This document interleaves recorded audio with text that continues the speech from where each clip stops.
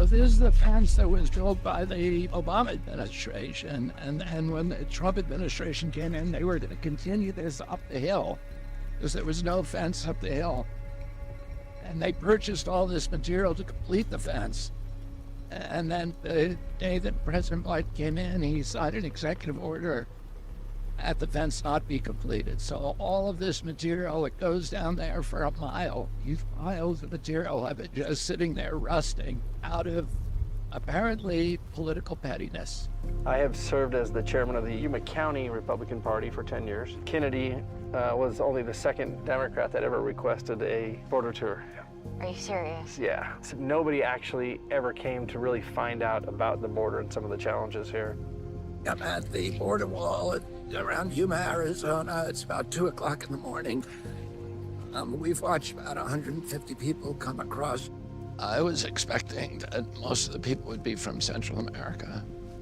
That this is really extraordinary. This is an American issue that we're talking about. We have polarized the border and immigration to be divisive and all about rhetoric. This is the infamous Morales Dam gap. And what you had is, under President Trump, you had a big push for infrastructure, the wall system. And when President Biden took office, he signed some executive orders that basically halted all wall construction. And so that left the gap here. Communities like yours are dealing with the ground reality of what happens when we have a broken federal policy that leads to an environment where you have to process over 200,000 people in 3 years. This is at the Regional Health Center. These are some of the people that we saw come across the border last night, and they're now being processed at the health center. Firsthand, I want you to hear from our hospital and some of the challenges that we faced there. The dangers that await people as they make this journey, you don't know who you're going to come in contact with. They don't know who they're turning maybe their child over to. In this room, obviously, we designed it to be as comfortable as we can possibly make it, because the reality is no child should ever have to come to this exam room for an exam. What I've learned is that people like yourselves doing this work, they're doing it from a humanitarian perspective. This advocacy center is a product of this community, every aspect of it. If it were not for the support of our community, we would have none of it. So every victim, adult or child, that comes to our center leaves with one of these handmade quilts.